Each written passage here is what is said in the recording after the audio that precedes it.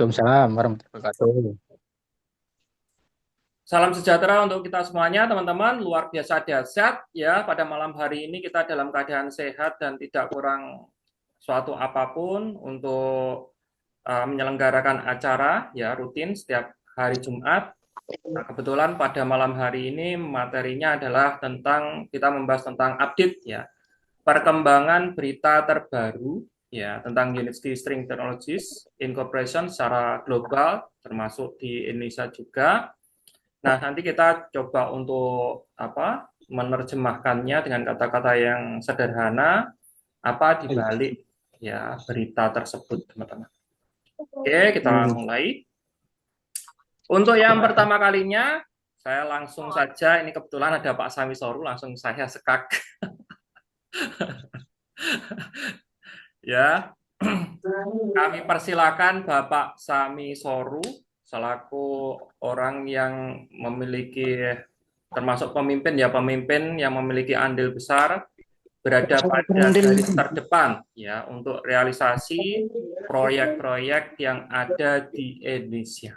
Ya, kami persilakan waktu dan tempatnya Pak Sami.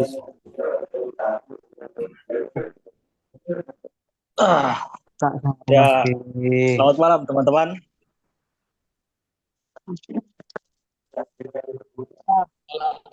Dari Bogor hadir.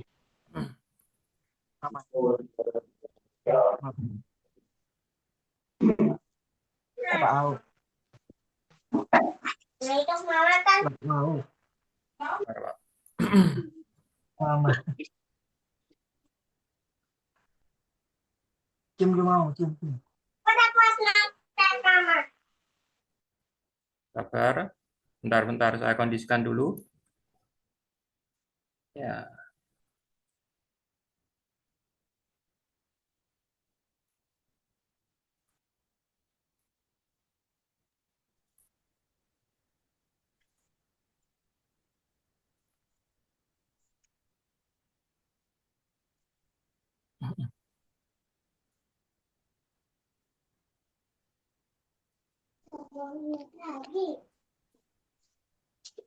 Ya, silakan Pak Sami. Ya, baik. Selamat malam teman-teman semua. Selamat malam, Pak. Selamat malam Pak Sami. Ya, sebenarnya saya nggak sengaja juga pas buka-buka grup, cuman pas ketemu, ternyata dibikin Pak Julfa tepat jamnya. Ya, jadi saya iseng-iseng aja sih, pingin masuk aja buat nyapa-nyapa aja gitu sih sebenarnya. Jadi nggak kepikiran juga kemudian ditodong Pak Julfa untuk ngasih sepatah dua kata nih. Ini videonya saya mungkin aktifkan, coba saya aktifkan kok nggak ini. Ya, jadi seperti teman-teman ketahui memang kita di Indonesia sendiri sudah cukup banyak pergerakan yang kita lakukan, baik dengan Kementerian Perhubungan, dalam hal ini Direktorat Kereta Api, maupun juga dengan pemerintah-pemerintah kota.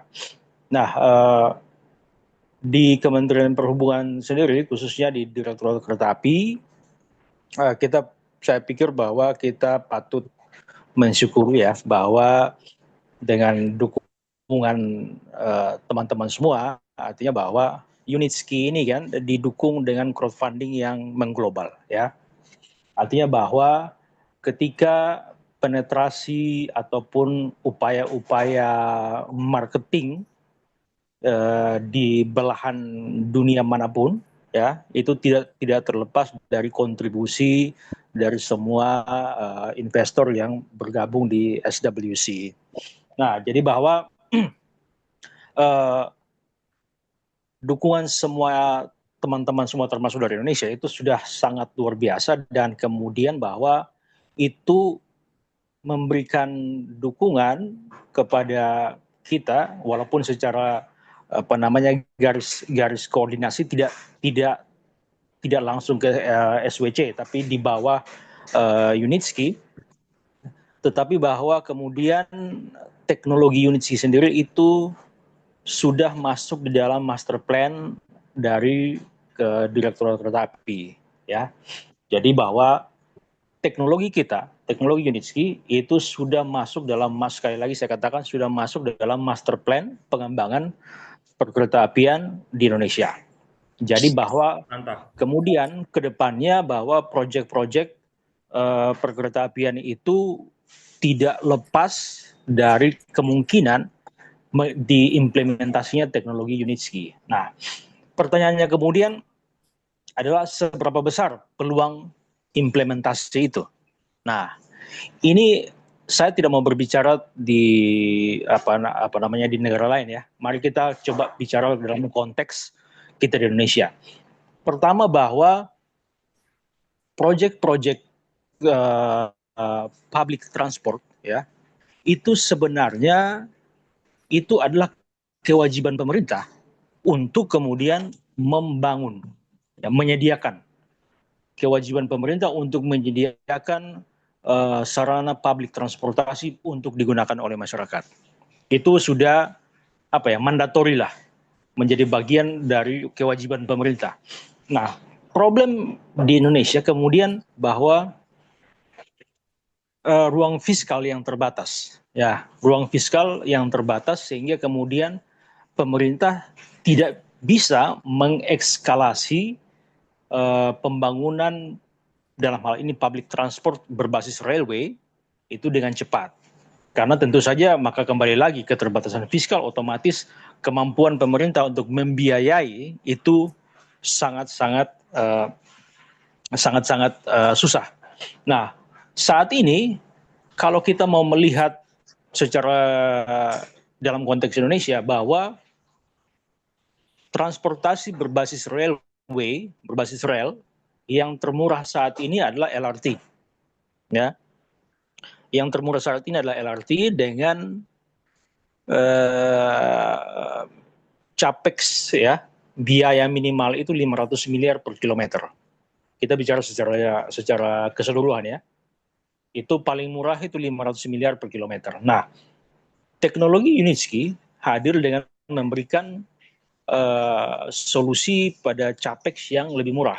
Dalam artian bisa 4-5 kali lebih murah di bawah yang termurah saat ini, yang sudah ada di Indonesia, itu LRT. Nah, artinya bahwa ketika ruang fiskal negara, APBN atau APBD yang kemudian sangat-sangat sempit, diperhadapkan pada kebutuhan setiap kota-kota besar, karena begini, ketika kita bepergian dan kemudian melakukan presentasi di kota-kota, bahwa selalu yang kita sampaikan itu adalah bahwa kalau mau menunggu sekian lama tahun maka akan rumit, akan lebih mahal lagi. Artinya bahwa kota-kota yang di luar Jawa ataupun di luar Jakarta mau tidak mau harus segera untuk kemudian mengupayakan implementasi itu, teknologi berbasis rel, sebelum kota-kota itu nanti akan sama seperti crowdednya seperti Jakarta. Nah, itu akan sangat sulit, akan sangat mahal lagi. Itu sebabnya bahwa kota-kota di luar Jakarta ataupun di luar Jawa itu sudah sangat membutuhkan.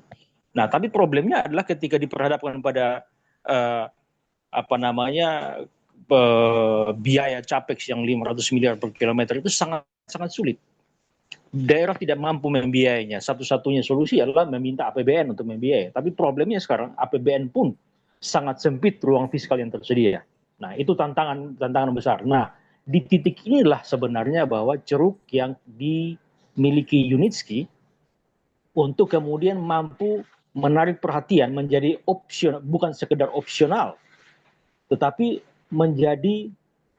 bisa menjadi pemain utama yang mampu menjawab tantangan keterbatasan fiskal itu. Nah, itu yang kemudian membawa kita teknologi Unitsky kemudian menjadi masuk ke dalam master plan dari Direktorat Perkeretaapian Kementerian Perhubungan. Nah, sampai dengan saat ini kita sudah melakukan begitu banyak pertemuan, begitu banyak diskusi. Ya, mungkin teman-teman juga sudah mengetahui ada informasi terkait dengan feeder ke LRT Harjamukti, ya. Kemudian juga ada proyek ada yang kita juga sudah diskusi terkait dengan Puncak Bogor. Kemudian ada juga kita pertemuan dengan Bandar Lampung. Kemudian juga nanti dalam waktu dekat kita juga akan berbicara lagi dengan Gubernur Makassar. Ini masuk mana ya, Pak Julfa? Sulsel ya? Sumatera Selatan Ya, Sulsel. Ya, Sulsel. Oh, sampai Kemudian Makassar. juga kita, ya, Makassar. Kemudian saya masih jadwal masih padat, jadi masih belum bisa melakukan kunjungan ke sana. Kemudian ada Semarang juga yang kita juga lagi mengatur jadwal untuk pertemuan, dan berbagai kota termasuk juga Tanjung Pinang yang kita juga sudah sekitar 3 minggu atau sebulan yang lalu juga sudah ke sana. Jadi bahwa sekarang ini bagaimana kita memberikan edukasi kepada pemerintah daerah. Soal di Kementerian Perhubungan, oke, sudah clear bahwa itu sudah masuk di dalam master plan-nya. Kemudian kota-kota ini juga kita kunjungi, kita edukasi bagaimana sudah saatnya setiap kota itu harus segera untuk membangun sebelum mencapai suatu kondisi seperti di Jakarta yang kemudian semakin mahal, ataupun misalkan mereka menunggu 20-30 tahun lagi baru membangun, sudah terlambat. Ya, itu akan cost-nya akan semakin tinggi. Ya, jadi kita mengedukasi pemerintah kota, dan ada agenda juga untuk mengumpulkan APEKSI, Asosiasi Pemerintah Kota, untuk kita bicara di sana, sehingga mereka itu kemudian teredukasi bahwa bagaimana kita berupaya membawa teknologi Unitsky sebagai satu-satunya yang tersedia di market saat ini yang mampu menjawab tantangan kota, tetapi kemudian tidak juga terlalu membebani fiskal. Nah, itu yang sekarang sedang kita lakukan. Seperti itu. Ya, mungkin dari saya pembukaan seperti itu. Mungkin Pak Julfa, biar saya juga bisa bicara banyak. Mungkin Pak Julfa mungkin ada pertanyaan-pertanyaan yang ini bisa, biar kita bisa jadi sebuah diskusi. Karena kalau misalkan saya bicara sendiri, kadang-kadang ada hal yang nggak keluar seperti itu, Pak Julfa. Ya, Pak Samisoro, saya ingin tanya nih satu saja, Pak. Sebenarnya pengeksekusi ya proyek itu, jika kita lihat Kementerian Perhubungan sudah open sebagai, kita bahkan menjadi salah satu master plan-nya Kementerian Perhubungan di Indonesia ini, Pak. Otomatis pemerintah kan udah open nih. Nah, di antara pengeksekusi utama nih sebenarnya antara investor, Kementerian Perhubungan, ataukah Pemda, ataukah Bupati yang sebagai penempatan yang ditempati proyek tersebut, ataukah dari sisi perusahaan juga, Pak? Yang dimaksudkan dengan pengeksekusi itu apa, Pak Julfa? Pengeksekusi itu adalah apa? Lembaga utama yang menentukan proyek ini dibangun di area ini ataukah belum, begitu? Ya, begini. Pertama bahwa Pak Julfa dan teman-teman perlu mengetahui bahwa Indonesia memiliki yang disebut dengan Master Plan Perkeretaapian Nasional 2050 kalau nggak salah. Jadi bahwa setiap kota, mungkin apa ya, kalau kita sebut dalam Musrenbang Nasional atau apalah mungkin semacam itu, mengajukan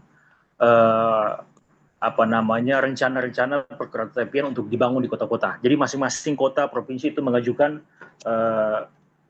kita harus membangun kereta api. Jadi di dalam dokumen, mungkin teman-teman bisa carilah sendiri, bisa di Google mencari Master Plan Perkeretaapian Indonesia 2030 atau 2040, 2050 ya, mungkin semacam itulah. Nah, di situ kemudian ada begitu banyak rencana perkeretaapian di Indonesia. Jadi pasar perkeretaapian di Indonesia sangat besar. Nah, kemudian bergantung kembali di cakupan dari proyek ataupun rencana itu akan melibatkan beberapa daerah. Kalau misalkan kita bicara Harjamukti contoh, ya, Harjamukti itu contoh itu melibatkan 2 pemerintah kota. Dalam hal ini Pemkab Bogor dan kemudian Kota Depok. Nah, itu berarti bahwa yang menjadi pemilik proyek, tanda kutip pemilik proyek itu adalah provinsi. Dan provinsi dalam hal ini kemudian juga atau provinsi ataukah Kementerian Perhubungan. Nah, dalam konteks ini kita di bawah pemilik proyek itu adalah Kementerian Perhubungan. Nah, jadi bahwa apakah pengeksekusi itu tergantung di lokasi mana. Rute yang direncanakan itu akan menjangkau seberapa wilayah. Kalau misalkan Puncak Bogor itu hanya satu wilayah, maka kemudian pemilik proyeknya itu adalah pemerintah Kabupaten Bogor. Nah, itu dalam hal kepemilikan proyek ya. Nah, konteks di Indonesia itu pertama bahwa saat ini teman-teman harus mengetahui bahwa ruang fiskal yang dimiliki oleh APBN dan APBD sangat kecil. Tidak bisa kemudian untuk mengekskalasi pembangunan dengan capex yang begitu besar untuk seperti kereta apian. Nah, oleh sebab itu, maka memang pemerintah kemudian membuka ruang kepada investor untuk masuk membiayai proyek-proyek kereta apian. Kalau teman-teman ketahui ada sekitar 2 bulan lalu mungkin ada investor gathering yang diadakan oleh Kementerian Perhubungan. Di sana mereka mengundang sekitar 30-an potensial investor untuk kemudian melihat proyek-proyek yang ada untuk berpeluang untuk masuk dalam berinvestasi pada proyek-proyek tersebut. Nah, kompensasi yang diberikan pemerintah apa? Kompensasi yang diberikan pemerintah adalah konsesi. Ya, konsesi, waktu konsesi nanti dalam kontrak nanti kemudian diatur tergantung berdasarkan studi, kemudian ditentukan investor menginginkan konsesi selama 30 tahun. Maka selama 30 tahun itu proyek itu dikelola oleh investor, kemudian dia mendapatkan balik modal dan kemudian dia mendapatkan untung misalkan 30 tahun. Selesai 30 tahun itu diserahkan kepada berdasarkan undang-undang itu diserahkan kepada kembali kepada pemerintah. Itu skema yang ada di Indonesia seperti itu. Baik, Pak Sami Soru. Nah, untuk saat ini investor untuk proyek kita ini itu ruang lingkupnya dalam negeri atau mencapai luar negeri juga, dan berapa negara yang mendukung proyek kita di Indonesia? Pertama perlu teman-teman ketahui, Unitsky adalah provider teknologi. Ya. Nah, saya sudah jelaskan tadi bahwa dalam konteks Indonesia, saya tidak tahu, mungkin di konteks negara lain, mungkin dengan kemampuan fiskalnya masing-masing, mungkin mereka bisa langsung membiayai. Tetapi di konteks Indonesia adalah pemerintah menawarkan proyek kepada investor, untuk diambil kompensasi adalah konsesi, waktu konsesi.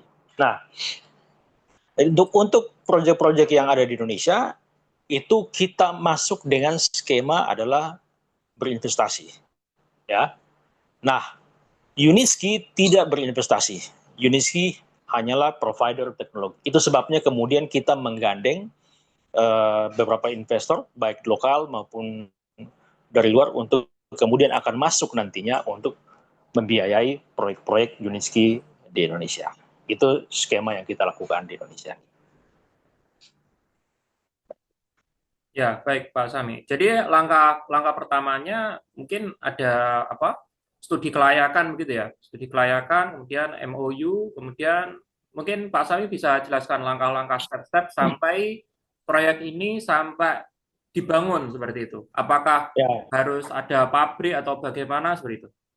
Barang-barangnya gimana gitu. Yang pertama jelas adalah bahwa kita memberikan letter intent, ya, surat minat kepada otoritas. Misalkan dalam hal ini Direktorat Kereta Api, kita memberikan minat kita terhadap pembangunan feeder ke Harjamukti. Ya. Itu kita memberikan surat minat kita. Nah, setelah surat minat itu, ketika surat minat kita disetujui, kemudian kita dipersilakan untuk melakukan feasibility study. Setelah feasibility study itu studi tentang terkait dengan dampak keekonomiannya, kemudian demand penumpangnya, kemudian kajian hukumnya, kelembagaannya, ya. Setelah kemudian kajian teknis itu mencakup terkait teknologi apa yang mau dipakai, tetapi itu masih secara general, ya. Nah, setelah kemudian feasibility study itu selesai, kemudian akan ada persetujuan. Nah, berdasarkan feasibility study itu, kemudian otoritas akan memberikan persetujuan kepada pihak pemrakarsa untuk proyek ini disetujui untuk dibangun.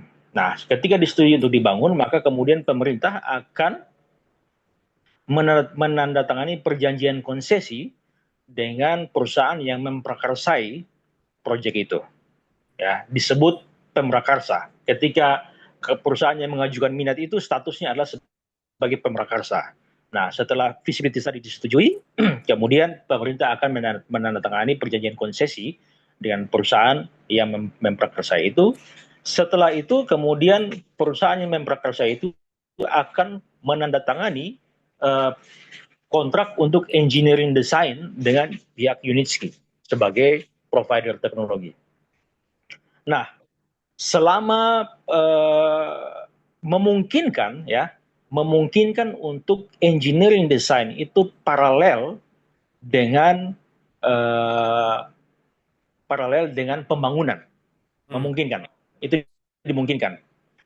Tapi begini, ada yang miss dulu. Jadi ketika feasibility study sudah disetujui, kontrak perjanjian konsesi ditandatangani, maka investor sudah bisa kemudian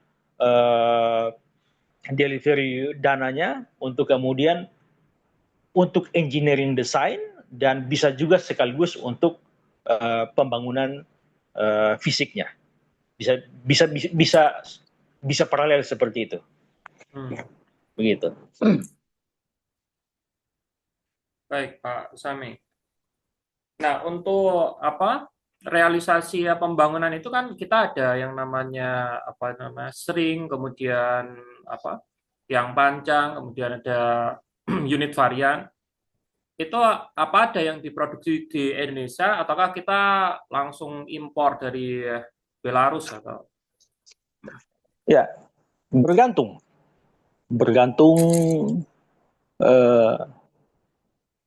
situasi geopolitik saat ini. Ya, jadi begini. Pertama, yang jelas bahwa dalam proyek ya yang di-provide oleh Unitsky, ketika kita bicara untuk setelah membangun ya, ketika engineering design selesai dan memulai membangun, yang di-provide oleh Unitsky itu adalah unit car-nya, ya, unit car-nya, kemudian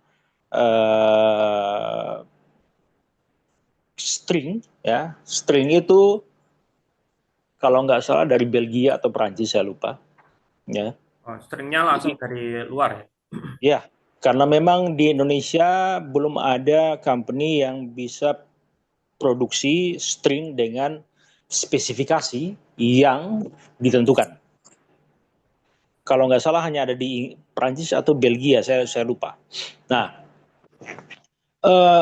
memang itu akan kita putuskan nantinya. Karena begini, saya ambil contoh kasus untuk Harjamukti. Itu akan di desain awal ini itu akan menggunakan 41 U-bus karat, ya. Nah, artinya bahwa kalau 41 U-bus karat itu diproduksi di Belarus, maka artinya cost-nya akan tinggi untuk dibawa ke Indonesia, ya kan? Nah, memang ada kemungkinan juga kemudian memungkinkan untuk kemudian kita bekerja sama dengan pihak lokal di Indonesia untuk assembly. untuk assembly-nya di sini. Itu memungkinkan, gitu. Ya, 41 bis karet itu maksudnya dia masing-masing memiliki mesin sendiri atau seperti langsung digabung seperti gerbong itu pandangannya Pak Sami? Kalau 41 itu digandeng seperti si gerbong, maka dia akan menjadi tampak seperti MRT panjangnya, ya kan, Pak Ya. Julfa? Yang jelas bahwa kenapa kemudian itu akan membuat tidak efisien. Karena kalau teknologi Unity adalah string transport, ya, itulah kenapa kemudian cost-nya lebih murah, karena kemudian kita dari infrastruktur untuk relnya benar-benar elevated, ya, tidak boros material. Nah, kalau misalkan Mas Julfa berpikir bahwa 41 gerbong disambung panjang, maka itu akan tampak seperti MRT, ya, maka itu tidak efisien sekali. Itu membuat itu harus on ground itu, ya. Jadi 41 kemudian itu akan rolling terus sekitar per 1 menit jalan, per 1 menit jalan. Jadi 41 itu cycle, Mas Julfa, ya, berputar-berputar seperti itu. Nah, kenapa demikian? 41, kalau misalnya kita menghitung 41 car yang kemudian di-coupling menjadi satu kesatuan panjang, ya. Pertama, apa bedanya? 41 menunggu 10 menit untuk penuh dan jalan, ataukah satu car 25 seat dan setiap 1 menit jalan, Itu satu hal.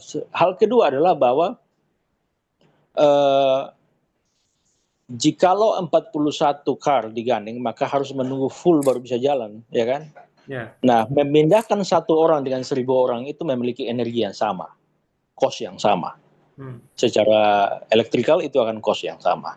Kemudian juga bahwa bayangkan Mas Julfa, bayangkan kalau misalkan 41 ya U-bus di kopling, itu akan memberikan beban yang luar biasa kepada jalur string itu.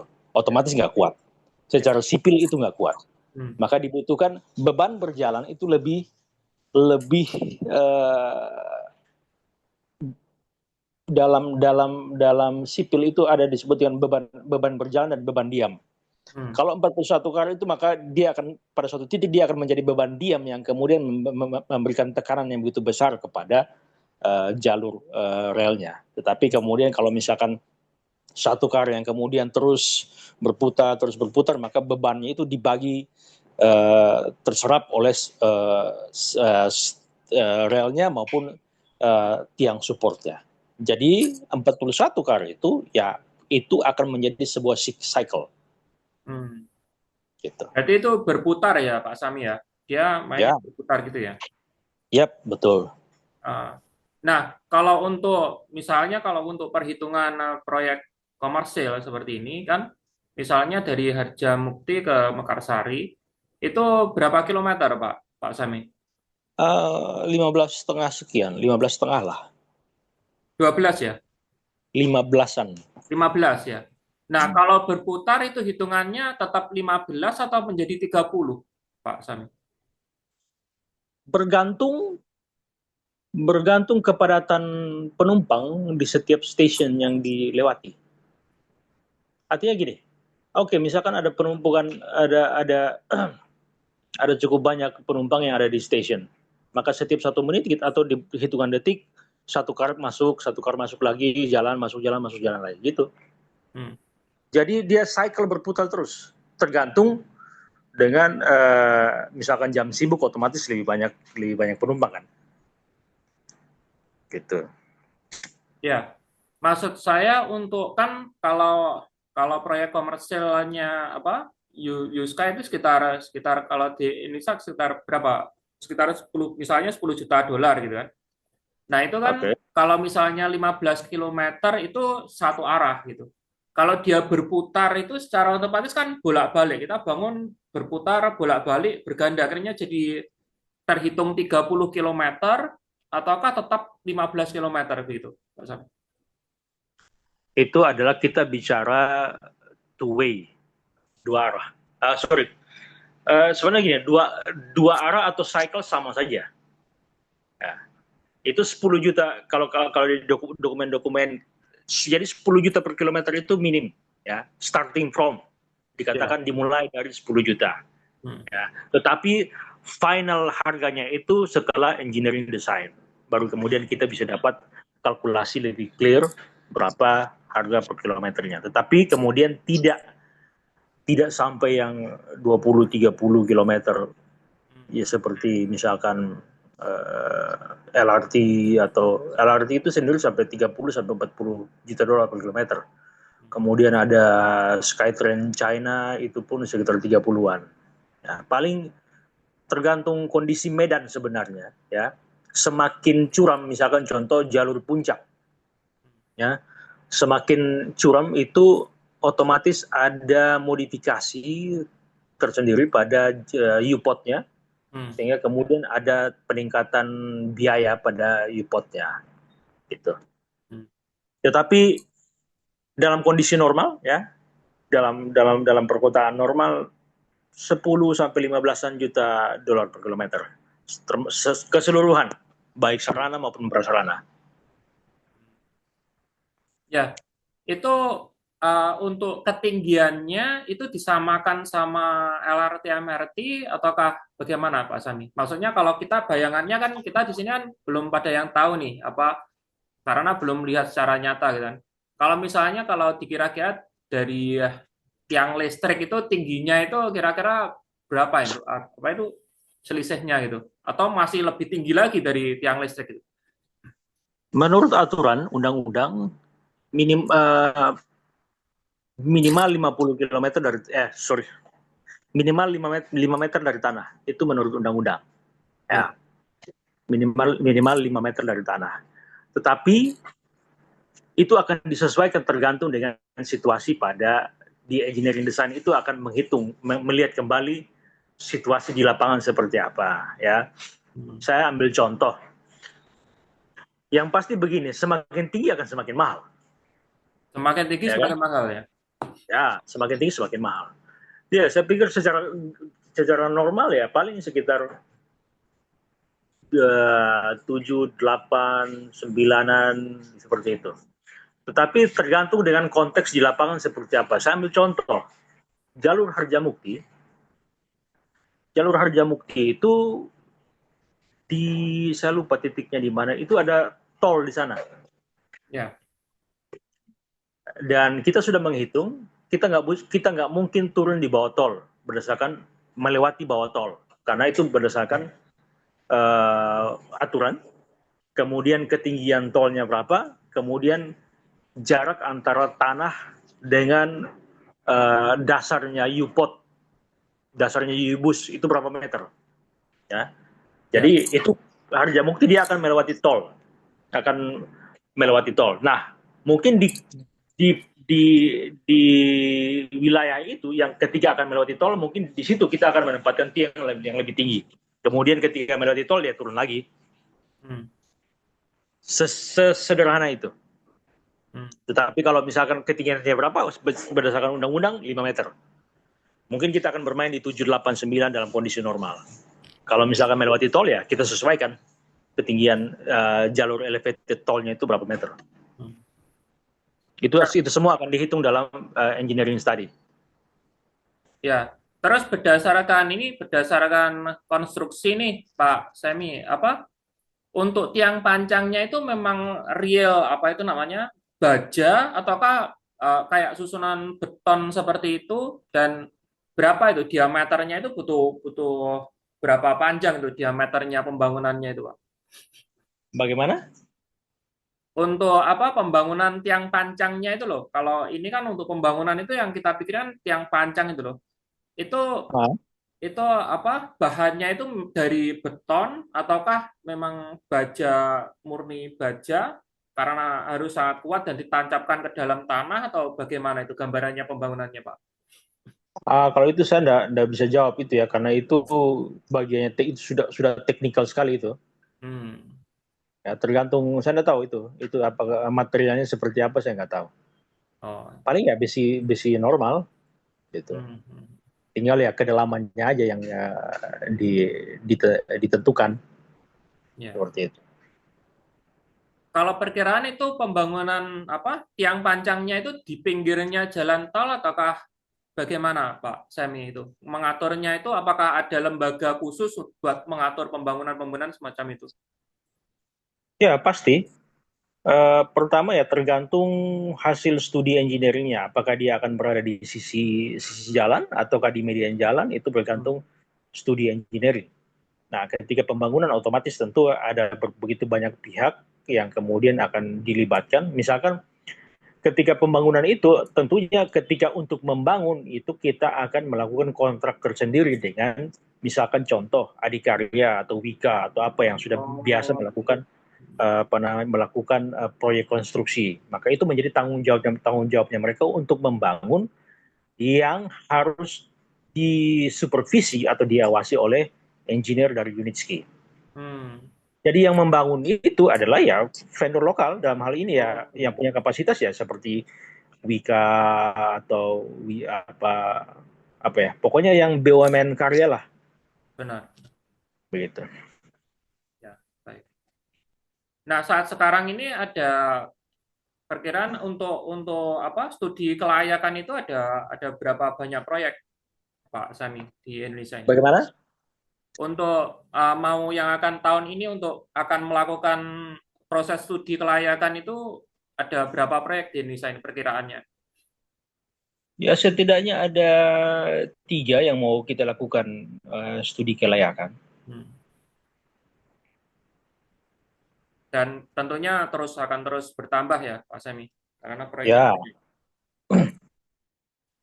Yang pasti bahwa target kita ya kota-kota besar di Indonesia harus mengimplementasi Unitski, teknologi Unitski, karena memang ketika kita mau compare dari berbagai segi,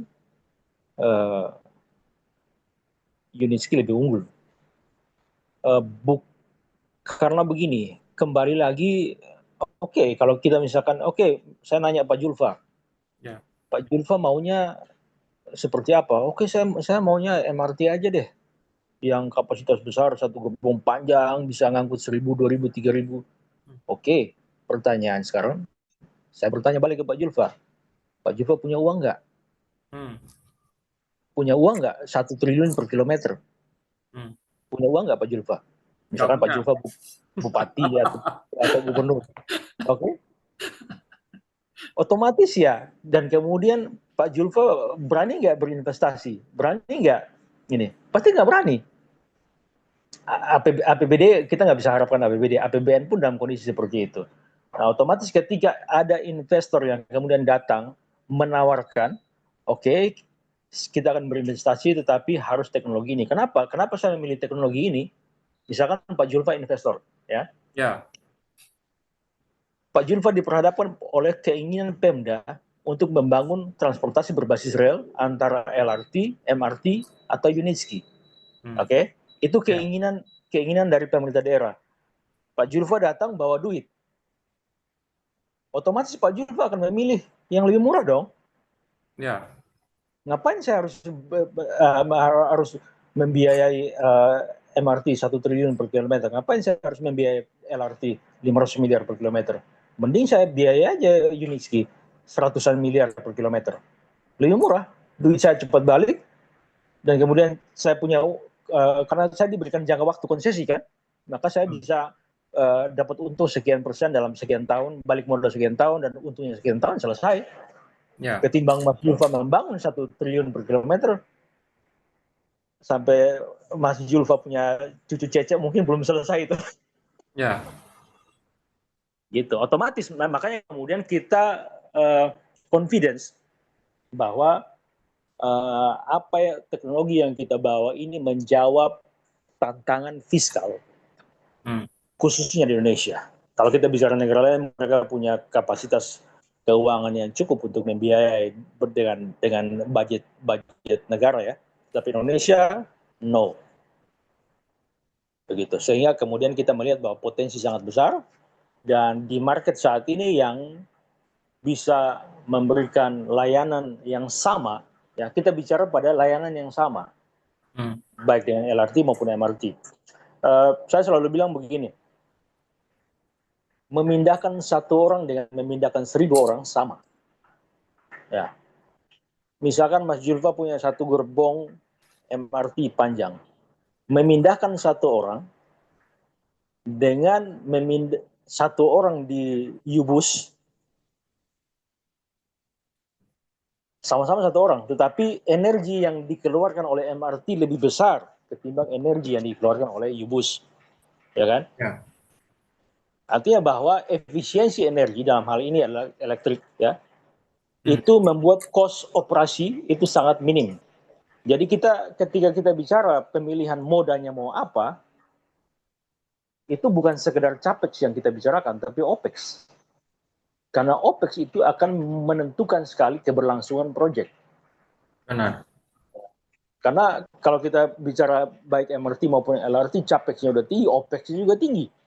Nah, itu ketika proyek itu ditawarkan kepada swasta dan bukan budget APBN yang digunakan, maka ketika misalkan Mas Julfa sebagai investor swasta yang saya ajak untuk masuk, maka Mas Julfa akan menghitung semua itu.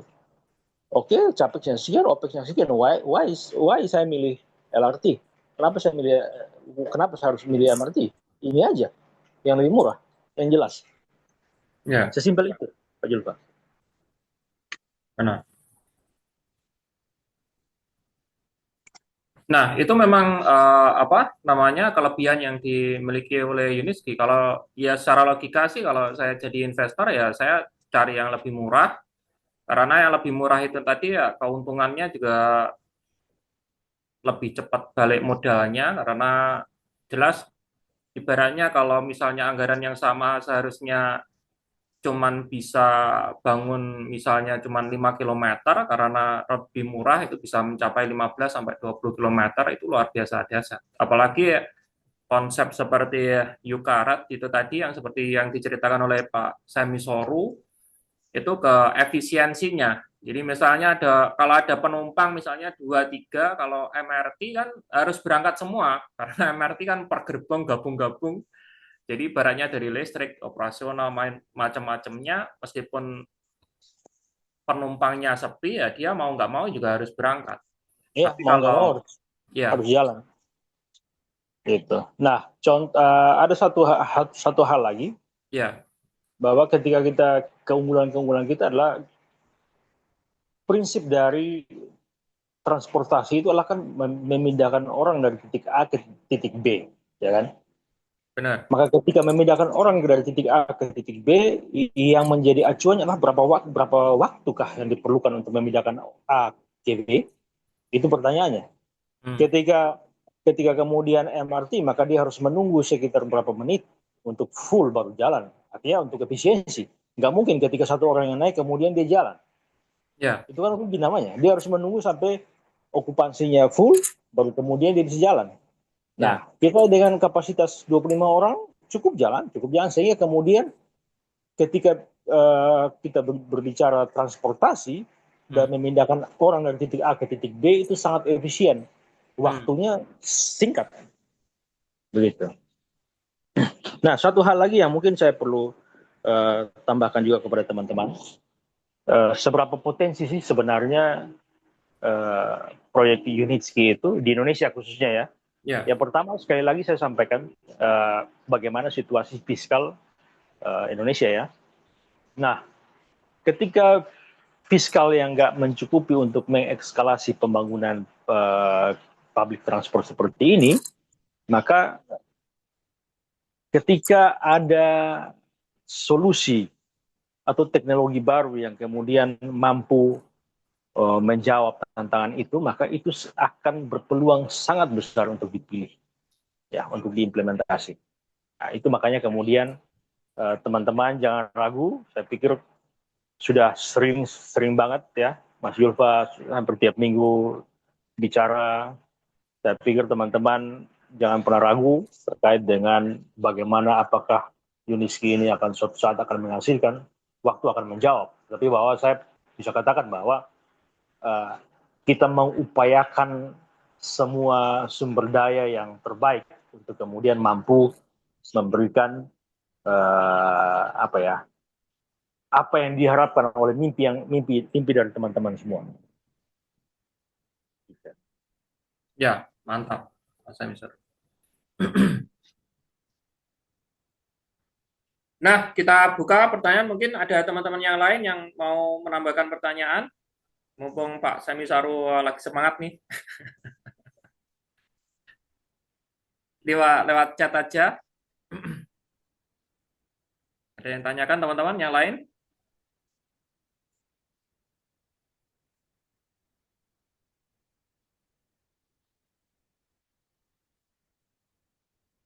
Beres? Sudah lengkap ya?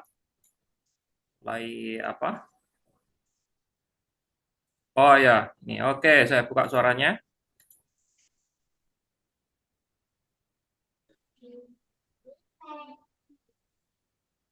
Malam Pak Ferry. Halo Pak Julfa, Assalamualaikum. Halo, ya, silakan. Jika ingin tanyakan, mungkin Pak, saya kasih izin satu ya. dua pertanyaan.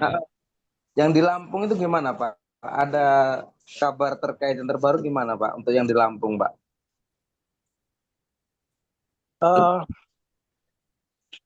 Pak siapa? Yang di Lampung. Dengan Pak siapa? Dengan Bapak Iwan. Pak Iwan. Apa kabar Pak Iwan? Alhamdulillah sehat sekali Pak. Pak Iwan posisi di mana? Di Lampung ya? Sekarang posisi di Medan, cuman aslinya Lampung. Oh ya. Ketika pertemuan saya dengan Ibu Wali Kota, Ya. saya sampaikan ke beliau, semua kembali tergantung pemerintah daerah.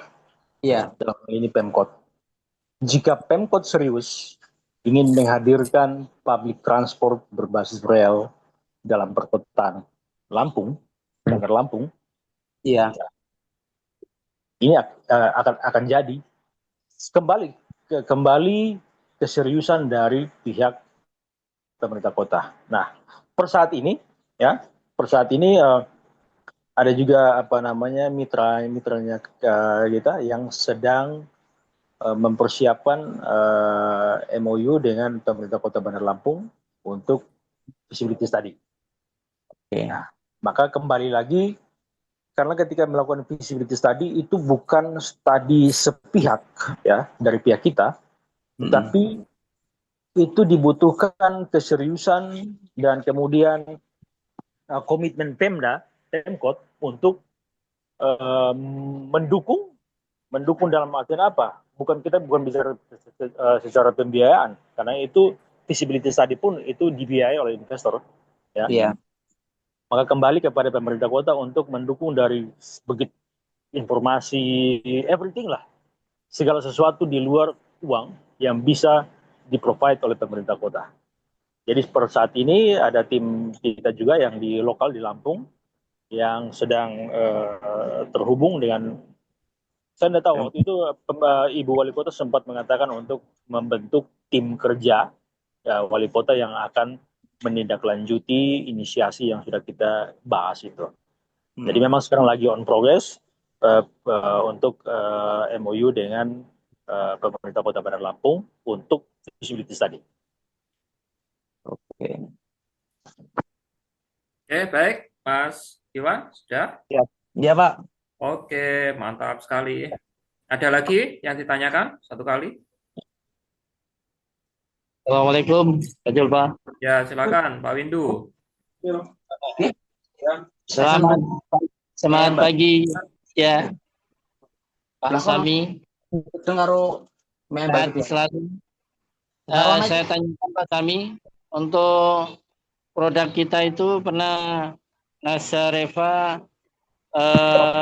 melihat satu potensi bahwa litium itu kan diperebutkan oleh beberapa negara. Itu ada istilah grafena, apakah kita sudah memakai itu Pak Sami? Mungkin ada penjelasan. Bisa diulang pertanyaannya? Di waktu itu artikel Sporbes, nah saya ada istri dari Anatoly Yuniski, pernah menyatakan ada satu pergantian untuk pembateraian itu kan litium. Nah, itu jadi grafena. Apa itu satu hal apa ya? Isu-isu dibenarkan apa enggak itu informasinya? Sampai sekarang Eh, bagaimana dengan Kayaknya saya pernah baca juga, ya. Tetapi pertama itu di luar jangkauan kita, ya. Pertama perlu teman-teman pikirkan bahwa ada beda divisi ya. Kita berada di bagian marketing, itu departemen marketingnya sendiri, apalagi kita ada di cabang, ya, di Indonesia. Tentu itu departemen teknis Unitsky di Belarus yang kemudian punya pekerjaan itu. Nah, apakah itu dikerjakan atau enggak, kita nggak tahu. Sama sekali nggak ada informasi. Dan kita juga posisinya kita juga sebenarnya tidak mengharuskan kita untuk mencari tahu sampai sana. Ya. Kita hanya bagaimana memarketingkan teknologinya secara general. Bahwa kemudian ada pertanyaan-pertanyaan bersifat teknikal seperti itu belum saatnya, dan itu departemen sendiri Lu lah. online, tapi istrinya sendiri mau telepon nggak boleh.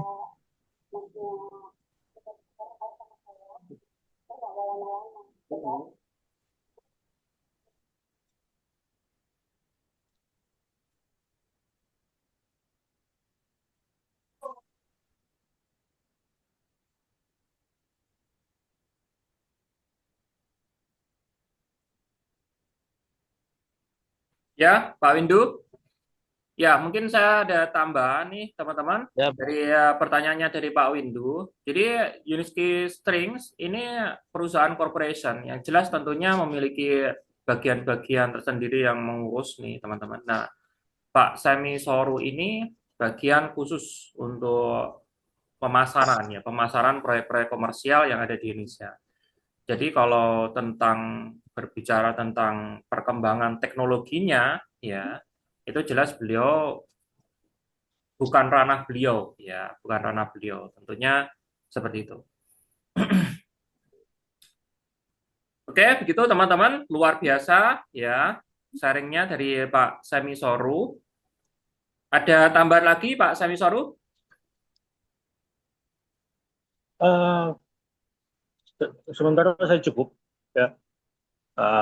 Kalau ada pertanyaan silakan, mumpung saya lagi nunggu makan malam juga.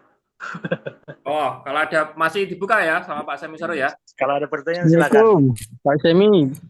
Ya, Ya, boleh saya bertanya? silakan.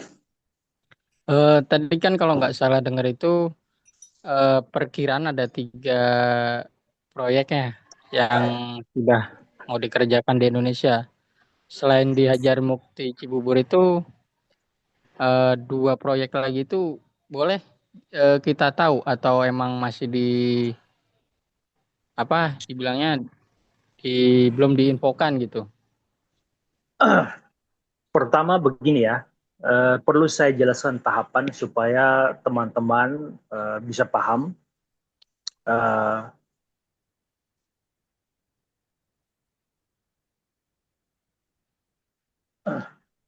Supaya teman-teman bisa memahami, kita berbicara alur ya, kita berbicara tentang alur. Kapankah proyek itu secara resmi menjadi milik investor untuk dibangun teknologi miskin? Tadi awal saya sudah sempat jelaskan bahwa urut-urutannya adalah bahwa kita mengajukan letter intent, surat minat untuk meminati untuk membangun jalur kereta di wilayah ini. Setelah minat itu disetujui, kemudian kita dipersilakan untuk melakukan feasibility study. Setelah feasibility study selesai, baru kemudian diputuskan, jika oke, diputuskan untuk menandatangani perjanjian konsesi dengan pihak Pemrakarsa itu. Maka sebenarnya bahwa secara de facto dan de jure, proyek itu menjadi proyek yang akan dibangun menggunakan teknologi Uniski itu baru sah de facto dan de jure setelah ada penandatanganan perjanjian konsesi. Itu kita bicara secara sah, ya.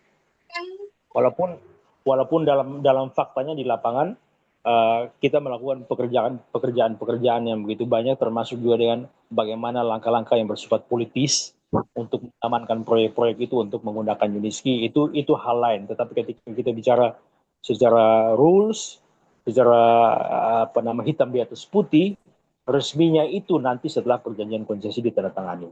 Untuk saat ini memang kita sedang berprogres ke sana.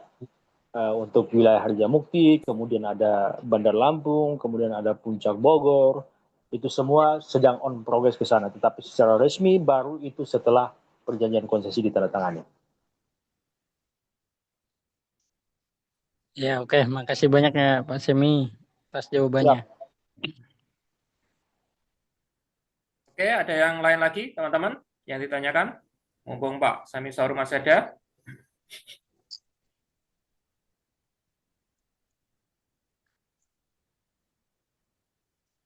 Jadi kalau saya lihat garis besarnya itu memang di tahap awal itu kita memerlukan support dari Pemda khususnya, karena kalau dalam sisi Kementerian Perhubungan kita sudah mendapatkan dukungan penuh.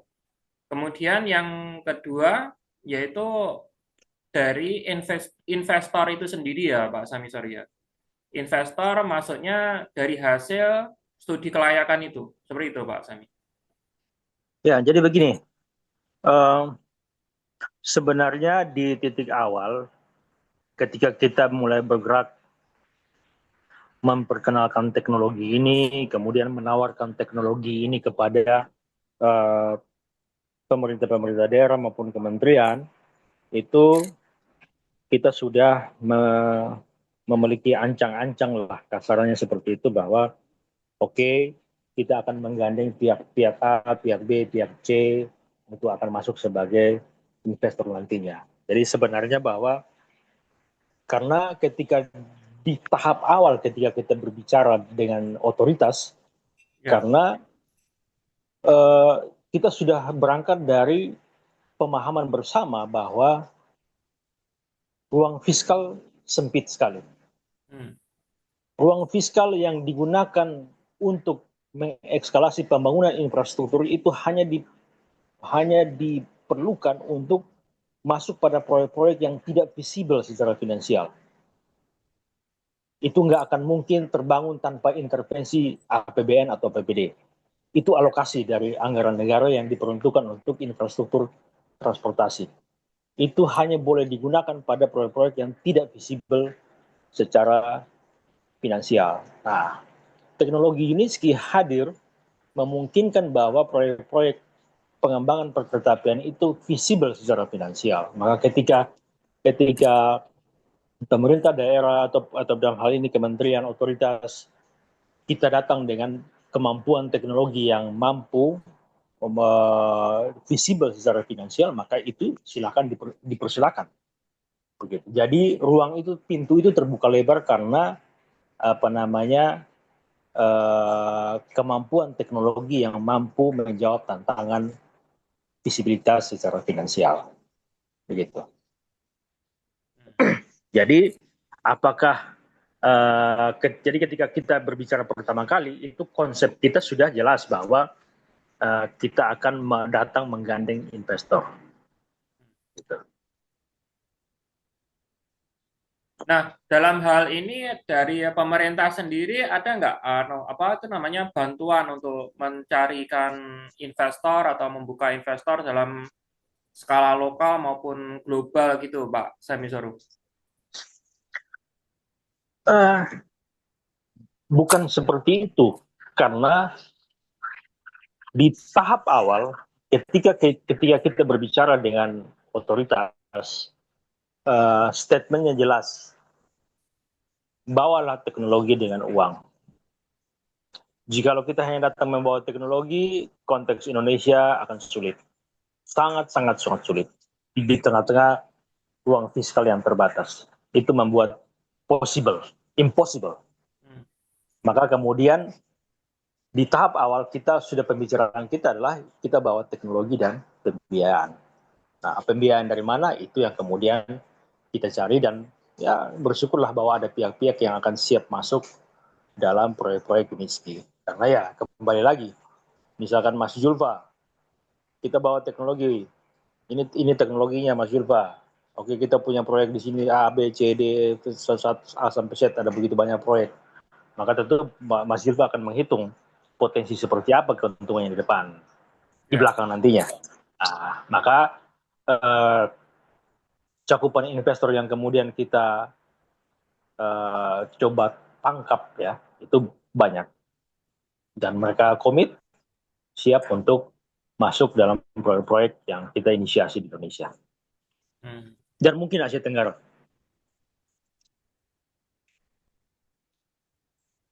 Ya, oke. Mantap, Pak Sami Soru.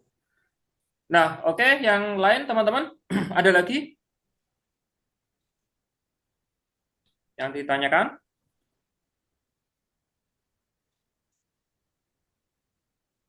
Nah, itu gambarannya teman-teman ya, proyek kita, pengembangan proyek kita yang ada di Indonesia, jadi sudah luar biasa dahsyat dan mendekati realisasi.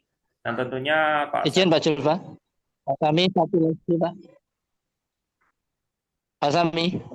Siap.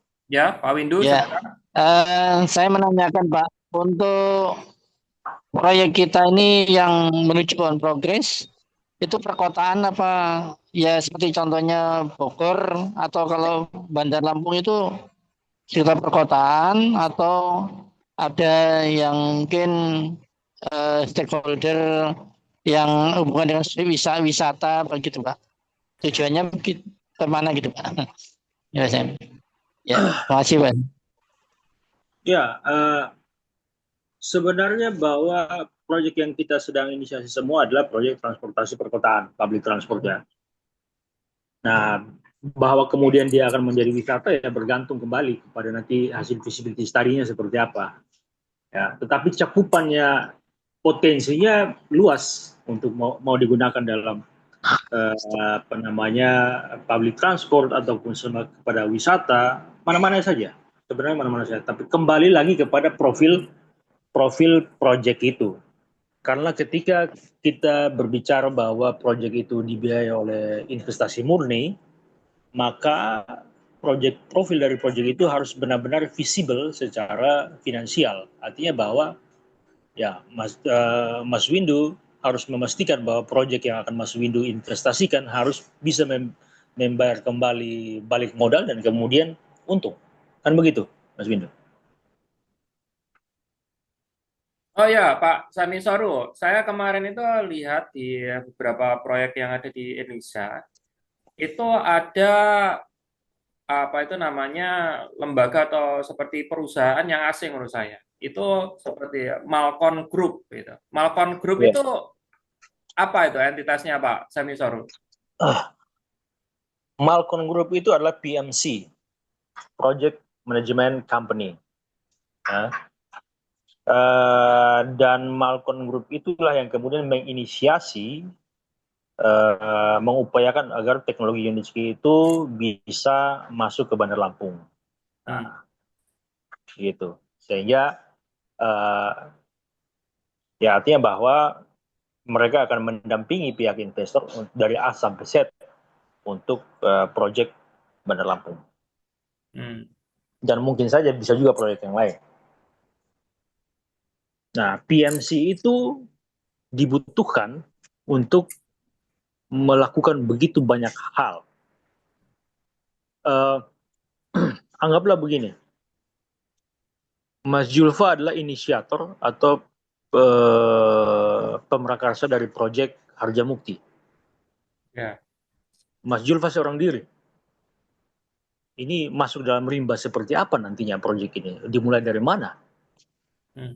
Di tengahnya nanti berhubungan dengan ini siapa, urusan siapa? Nah, itulah PMC, Project Management Company. Mereka akan berbicara dengan Mas Julfa, menerjemahkan apa visinya Mas Julfa, dan kemudian melakukan eksekusi dari A sampai Z sampai kapan proyek itu dibangun, selesai dan beroperasi. Itu PMC. Nah, Malcon itu adalah PMC. Oh, jadi yang Jadi mendampingi investor ini. pekerjaan Mas Julfa seorang diri, pribadi seorang diri. Mas Julfa punya uang, saya punya uang 5 triliun, tolong dibangun di sini. Udah, itu aja. Maka mereka akan melakukan segala sesuatunya sampai proyek itu running. Itulah project management company. Jadi mereka yang akan berkomunikasi, mereka adalah asisten pribadinya Mas Julfa untuk menjalankan proyek itu. Sesimpel itu. Ya, nah ini apa berarti ya Malcon Group itu juga mendampingi semua investor untuk dalam hal ini merealisasikan semua proyek-proyek yang akan terrealisasi di Indonesia ini. Kalau Bandar Lampung itu pasti akan Malcon. Di tempat lain ya bisa saja PMC yang lain. Tergantung sih. Gitu. Kita lihat aja. Gitu. Ya. Dan Pak Semi, untuk investor ini rata-rata lebih cenderung ke perusahaan-perusahaan ataukah ada juga investor personal seperti orang triliuner lah, ibaratnya orang kaya, ataukah dia lebih cenderung menggotong perusahaan sebagai investor? Pertama perlu dipahami bahwa Mas Julfa, jikalau Mas Julfa punya uang 5 triliun, Mas Julfa nggak akan mau invest di sana. Nggak akan mau mengeluarkan uang 5 triliun dari uang pribadinya Mas Julfa untuk membiayai proyek. Itu pasti. Ya. Itu saya bicara dalam konteks general ya. Yang ada adalah bahwa uang 5 triliun itu digunakan sebagai underlying untuk penerbitan obligasi, apalah dan lain-lain sebagainya. Hanya sebagai underlying. Nah, kita punya channeling ke sana, ya. Nah, yang kita lakukan nantinya adalah bahwa kita creative financing, ya. Kita meng-create sebuah instrumen keuangan dengan underlying dari dana-dana dari pihak baik maupun personal maupun kemudian corporate untuk kemudian menggunakannya untuk mendapatkan dana melalui instrumen-instrumen keuangan itu untuk membiayai proyek-proyek yang ada. Sehingga dana 5 triliunnya Mas Julfa itu ya tetap di sana. Begitu. Itu kita bicara panjang lebih dalam terkait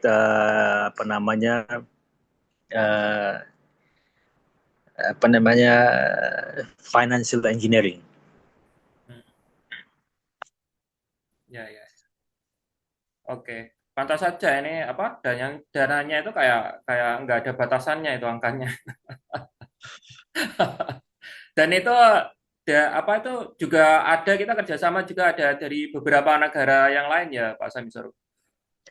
Ketika kita meng-create sebuah instrumen pembiayaan proyek, maka cakupannya bersifat global. Gitu. Jadi baik lokal maupun interlokal ya, mana-mana aja. Karena yang kemudian yang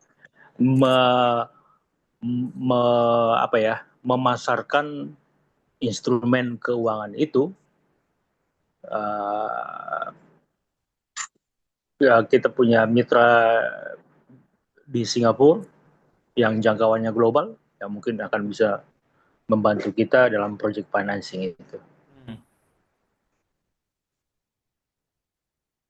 Ya, jadi jelas ini bisa dikatakan sudah proyek yang ada di Indonesia ini kita sudah disokong oleh jaringan penyedia layanan keuangan berbasis internasional gitu ya Pak Samisoro. Ya, bisa dikatakan begitu. Ketika jangkauan kita bersifat global ya, artinya bahwa pada prinsipnya begini. Ketika kita bicara tentang uang ya, Mas Julfa ya. Ya. Kita bicara tentang current ya, flow, aliran ya. Uang itu mengalir ke tempat di mana dia bisa berlipat kali ganda. Ya. Nah, Project Unitsky mampu memberikan proyeksi keuangan yang berlipat kali ganda dibandingkan dengan solusi-solusi konvensional yang ada saat ini. Itu sesuatu yang menarik, sangat-sangat menarik bagi investor-investor global. Begitu. Saya agak sedikit berhati-hati untuk menyampaikan itu, Mas Julfa, supaya jangan sampai ada kesalahpahaman. Ya, gitu. Yang pasti bahwa semua proyek-proyek yang kita inisiasi, yang kita create di Indonesia, itu investasi murni, tanpa APBN, tanpa APBD, dan kita terhubung dengan beberapa financial company di luar, yang kemudian nanti akan melakukan creative financing untuk membiayai proyek-proyek yang sudah ada saat ini. Begitu, Mas Julfa. Nah, ini Pak Sami, ini kan ada, tahu-tahu saya sendiri juga baru tahu kemarin juga. Kan dulu itu dari Pak Sami itu kan PT Uniski Nusantara Technologies gitu kan, untuk realisasi proyek-proyek komersial. Nah, sekarang ini ada lagi PT Minski Cakrawala Nusa. Ini peran-peran masing-masing ini tolong Pak Sami kita bahas. Ya. Ketika kita berbicara dengan otoritas, ketika kita berbicara dengan pemerintah daerah, problem di Indonesia adalah keterbatasan ruang fiskal. Sekali lagi saya sampaikan, negara ini nggak punya uang. Nah, ya mungkin terlanjur dikorupsi lah. Sehingga, tetapi pemerintah hanya bisa membuka pintu ketika Anda datang dengan teknologi dan uang. Oke? Jika Anda datang bawa teknologi doang, kita presentasikan, wah bagus Pak Sami, mantap nih teknologinya bagus. Terima kasih ya sudah datang menyampaikan ya. Selesai. Tetapi jika Anda datang dengan uang, maka mari kita buka pintu, mari kita duduk dan mari kita berproses. Berproses dari A sampai Z. Melakukan pertemuan, diskusi-diskusi, dan begitu banyak pertemuan yang kita lakukan. Nah, tapi di saat yang sama, Unitski Nusantara adalah kantor perwakilan marketing, yang shareholdernya Dr. Anatoli dan Yuskafri Dubai. Itu shareholder dari Unitski Nusantara itu adalah Anatoli dan Yuskafri. Nah, problemnya adalah bahwa Unitski Nusantara ataupun Unitski Group itu tidak berinvestasi. Mereka hanya datang bawa teknologi. Ya kita tahu, bahkan Unitski sendiri crowdfunding seluruh dunia untuk membiayai research development kan. Nah, bagaimana mungkin dia harus membiayai lagi proyek dengan nilai yang fantastis. Nah, jadi ada kekosongan bagaimana kita menjembatani ini. Nah, bagaimana kita menjembatani ini? Pemerintah maunya kamu datang bawa teknologi dan uang. Unitski datang cuma bawa teknologi. Bagaimana? Maka dibutuhkan sebuah lembaga yang kemudian masuk mengambil peran di situ, take risk, take opportunity. Mengambil risiko dan mengambil potensi, peluang. Nah, itulah kenapa kemudian hadirlah Minski Cakrawala Nusa. Maka proyek-proyek yang sudah diinisiasi saat ini, maka pemrakarsanya akan dari Minski Cakrawala Nusa. Dia bertindak sebagai pemrakarsa atau project sponsor yang kemudian nantinya akan mengarrange pembiayaan yang akan terkoneksi dengan investor global, mengarrange pembiayaan untuk seluruh proses dari proyek-proyek itu sampai dengan kemudian nanti bekerja sama dengan PMC juga, contoh seperti Malcon. Maka itu nanti Minski yang akan Malcon akan mendampingi Minski dalam A sampai Z untuk proyek itu.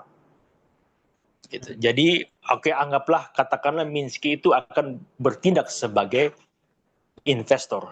Walaupun kemudian nanti Minsky akan mencari dan menggandeng atau meng-create financing dari berbagai sudut, tetapi yang tampak di muka adalah bahwa Minsky itu akan bertindak sebagai investor. Oh. Jadi Clear? bisa dikatakan berbagai sumber financing dari berbagai negara, masuk di Indonesia juga, itu nanti muaranya itu di PT Minsky Cakrawala Nusa ini ya, Pak Samisaru? Ya, nanti akan di-arrange oleh Minsky itu. Gitu. Karena begini, setiap wilayah itu proyek itu kan di bawah payung istilahnya akan ada perusahaan-perusahaannya sendiri kan, Ya. sebagai operator, ya kan. Maka di setiap wilayah itu perusahaan-perusahaan yang akan kita bentuk sebagai operator itulah yang kemudian akan di-arrange oleh Minsky untuk mendapatkan pendanaan dari investor-investor itu. Ya, itu juga yang membuat bahwa proyek-proyek Uniski String Technologies Incorporation di Indonesia ini itu tidak bisa sama sekali dikorupsi ya, seperti yang diisukan menjamur di Indonesia ini. Maksudnya dikorupsi bagaimana? Kan apa itu namanya, kalau kita lihat ada proyek-proyek APBN, APBD yang di Indonesia itu sebagian ada yang bocor dananya itu karena dikorupsi, seperti pembangunan jalan, pembangunan apa gitu kan. Nah, kelebihan dari UST ini atas ketahanan kemungkinan untuk dikorupsi itu bagaimana Pak Sani dengan melihat adanya PT Minsky Cakrawala Nusa ini? Pertama, ya memang korupsi itu lebih banyak terjadi pada anggaran APBN, APBD. Ya. Dalam konteks proyek yang dibiayai 100% oleh investasi murni, di manakah celah korupsinya? Korupsi itu apa sih? Mungkin apakah yang dimaksudkan adalah apa ya? Saya maksud dari korupsi yang ini apa nih? Maksudnya karena ya, ini kan kenapa dimanfaatkan oleh pejabat-pejabat ataukah pihak pemerintah yang terkait itu mengambil sesuatu atau mengurangi sesuatu untuk kepentingannya sendiri seperti itu? Pertama jelas bahwa proyek ini tidak melibatkan APBN.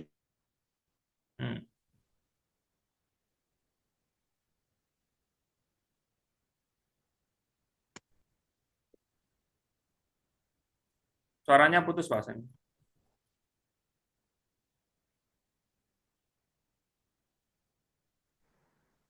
Halo.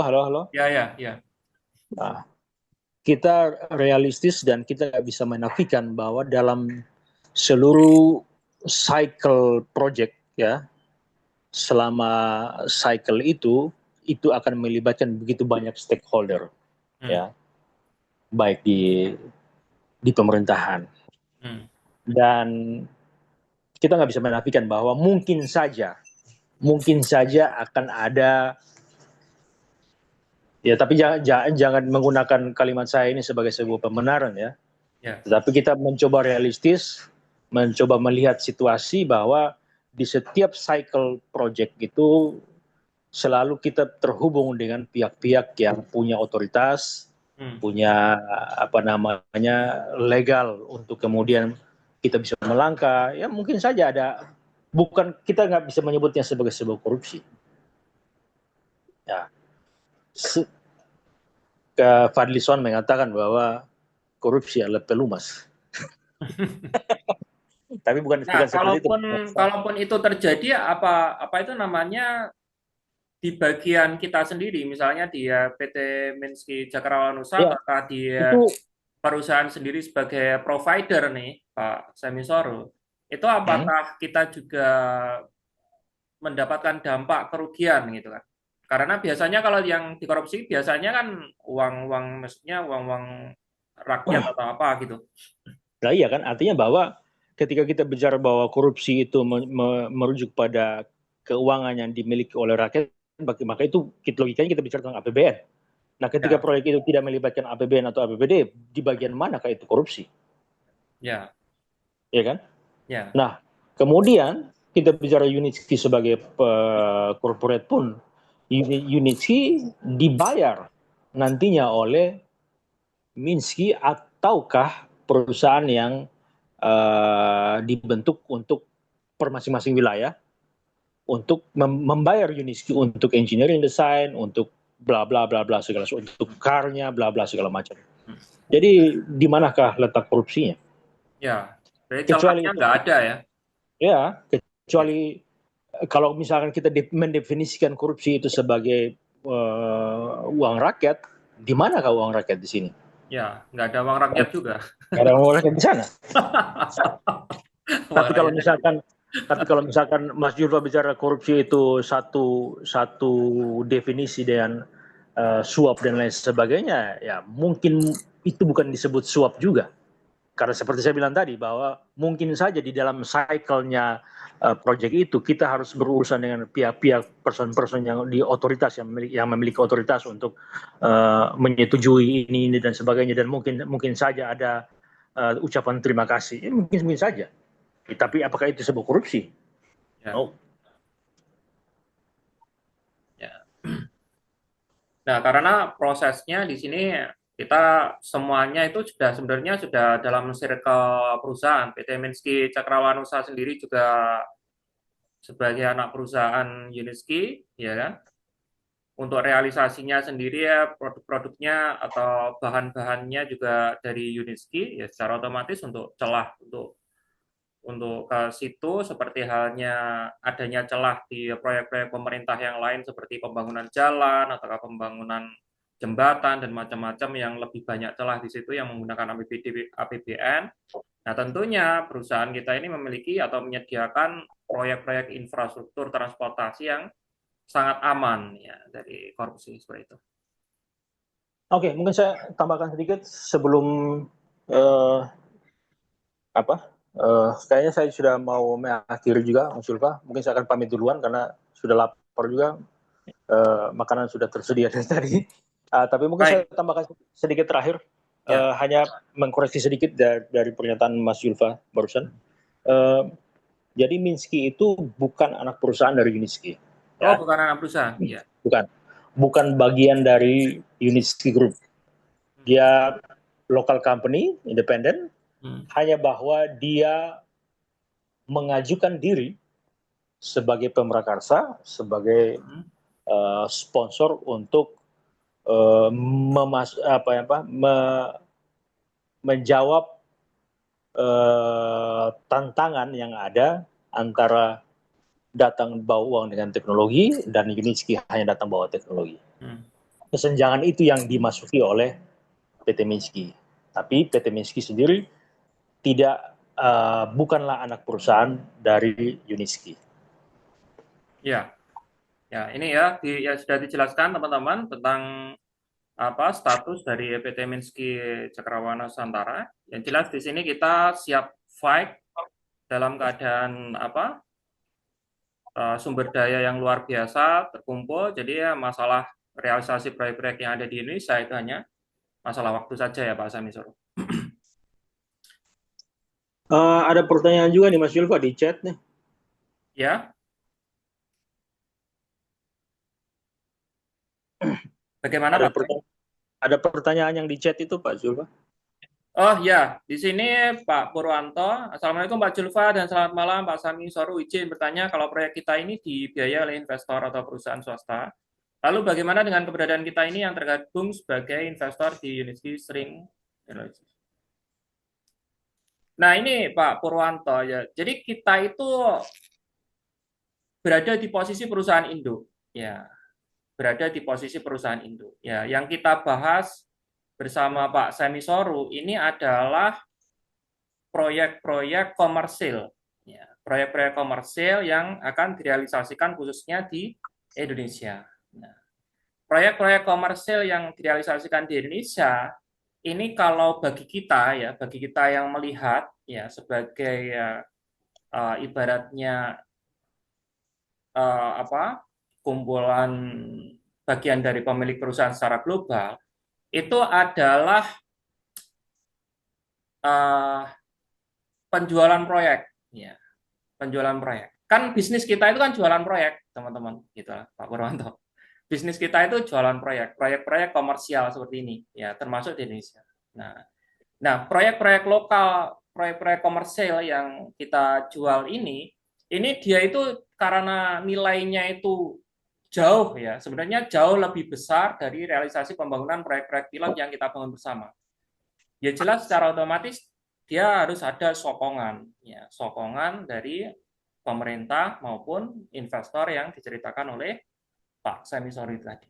Jadi posisi kita itu jadi pemiliknya. Jadi kita itu kayak jualan, ibaratnya teman-teman punya ibaratnya toko, ya kan, toko kue seperti itu. Nah, proyek-proyek yang kita bahas ini kuenya, ya, ada donat, ada roti, ada apa itu namanya molen. Nah, itu dijual. Kita jual. Nah, posisi kita itu pemilik tokonya. Seperti itu. Paham ya, Pak Purwanto? Oke, Pak Semisoru, sudah cukup ya? Karena Pak Semisoru ada makan malam, ya, sudah disediakan, sudah tersedia. Terima kasih banyak, luar biasa mantap ya Pak Semisoru, ada kesempatan untuk hadir pada malam hari ini. Ada tambahan lagi Pak Semisoru? Sorry, tadi putus atau saya yang keluar? Bagaimana Pak Semisoru? Tadi putus atau saya yang keluar ya? Putus. Oh, putus. Ya. Oke. Ada tambahan? Mungkin saya tadi menjawab dulu. Kalau mungkin Pak siapa tadi yang nanya terakhir? Pak Purwanto. Ya, Pak Purwanto, kalau saya nangkap dari pertanyaannya, beliau menanyakan terkait dengan kalau proyek itu dibiayai oleh investor, bagaimana dengan kita, investornya? Otomatis beliau sedang mempertanyakan terkait, terus kita untungnya dari mana? Ya kan begitu kan? Ya. Kalau kesan yang saya dapatkan seperti itu. Nah, mungkin teman-teman perlu mengetahui bahwa Unitsky menjual teknologinya. Menjual untuk teknologi itu digunakan di setiap wilayah yang mau dibangun. Nah, ketika misalkan contoh proyek Harjamukti akan menggunakan teknologi Unitsky, maka si pihak investor yang akan membiayai proyek Unitsky itu akan membayar lisensi kepada Unitsky untuk menggunakan teknologinya di Harjamukti. Maka Unitsky Corporation itu akan mendapatkan pembayaran lisensi yang nanti ditentukan dalam kontraknya, itu lisensinya berapa persen. Itu nantilah. Nah, kemudian lisensi yang dibayarkan oleh investor kepada Unitsky itulah yang kemudian menjadi dikumpulkan yang menjadi keuntungan bagi Unitsky yang kemudian akan dibayar kepada pemegang saham di SPC, termasuk saya sendiri juga. Begitu. Jadi perbedaan antara dua investor yang dimaksudkan dalam yang saya sampaikan tadi adalah investor yang berinvestasi pada proyek. Nah, gitu. Komersil. Ya. Sudah jelas ya Pak Purwanto perbedaannya?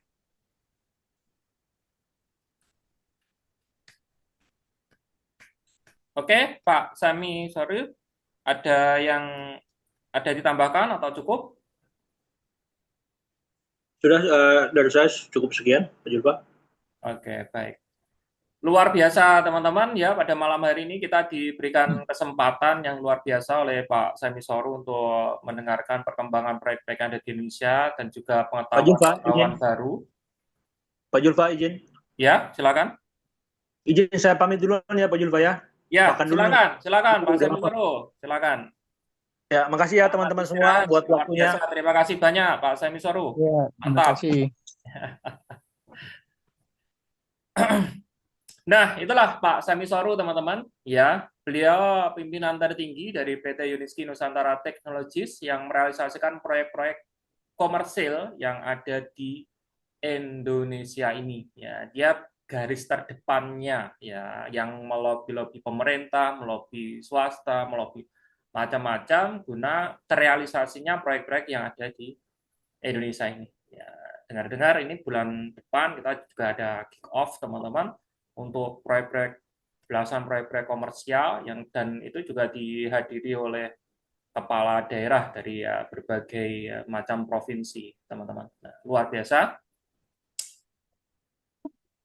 Ketika teman-teman melihat perkembangan proyek sendiri ya di Indonesia, jelas secara otomatis masalah realisasinya proyek-proyek tersebut di Indonesia dengan sokongan tim yang diusung oleh Pak Semi Soru, dukungan dari Kementerian Perhubungan, dan tentunya ada master plan. Jadi Kementerian Perhubungan di Indonesia itu ada master plan, teman-teman. Master plan yang di mana wilayah ini nantinya harus dibangun kereta api atau ada transportasi seperti ini. Itu ada targetnya oleh pemerintah sendiri.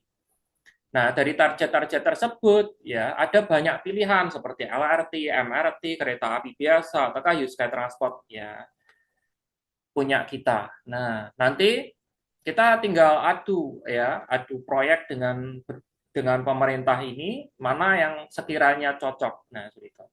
Nah, kelebihan kita di sini kalau melihat adanya PT Minski ya, Cakrawala Nusa itu udah luar biasa powerful, teman-teman, ya.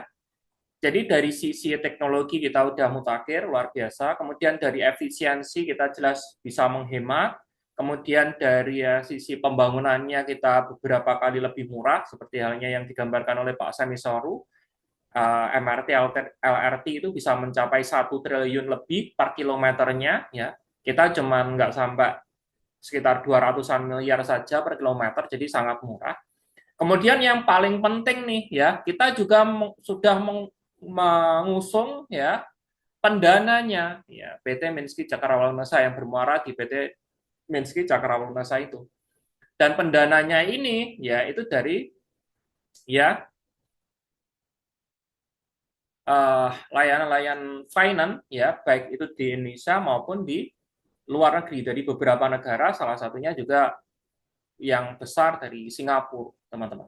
Jelas di sini juga melibatkan perbankan juga, gitu. Melibatkan perbankan juga. Jadi kapasitas investor untuk realisasi proyek-proyek komersial itu sudah bukan perorangan lagi nih, teman-teman, tapi badan-badan finance yang memiliki keuangan yang kuat. Ya. Makanya nggak heran ya mau butuh dana berapa triliun pun mereka juga mampu nih teman-teman karena mereka juga jelas memiliki akses jaringan finance yang sangat kuat teman-teman bisa mencapai ratusan triliun bahkan ribuan triliun gitu. Nah itu teman-teman ya. Oke, begitulah materi pada malam hari ini ya kita membahas khusus untuk proyek-proyek komersial yang ada di Indonesia dan perkembangannya. Semoga bermanfaat nih teman-teman. Karena sudah malam, kita akhiri. Wassalamualaikum warahmatullahi wabarakatuh. Mohon maaf jika ada kesalahan baik dari saya, dari Pak Semi Soru. Ya, kita tutup acara pada malam hari ini. Kita sambung nanti insya Allah hari Jumat ya minggu depan dengan tema materi yang berbeda. Ya. Terima kasih atas kehadirannya teman-teman. Sukses selalu untuk kita semua. Wassalamualaikum warahmatullahi wabarakatuh. Salam sehat dan sejahtera untuk kita semua. Terima kasih Pak Julfa. Waalaikumsalam warahmatullahi wabarakatuh. Waalaikumsalam warahmatullahi wabarakatuh.